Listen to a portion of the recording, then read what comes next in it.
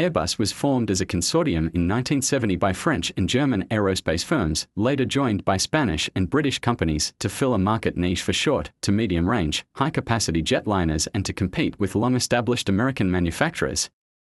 Its first product, the A300, entered service in 1974. Airbus A300, the first aircraft launched by Airbus, introduced in 1974.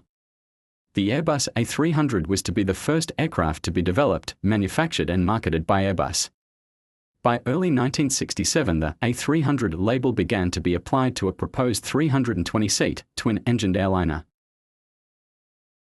The first twin-engine wide-body airliner, the A300 typically seats 247 passengers in two classes over a range of 5,375 to 7,500 kilometers, 2,900 to 4,050 nmi, 3,340 to 4,660 miles. Initial variants are powered by General Electric CF6-50 or Pratt and Whitney JT9D turbofans and have a three-crew flight deck.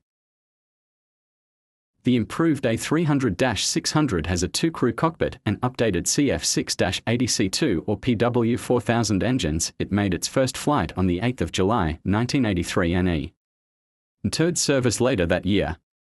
The A300 is the basis of the smaller A310, first flown in 1982, and was adapted in a freighter version. The A300, which was discontinued in 2007, eventually sold 561 units, 229 of which are still in service, mainly as freighters.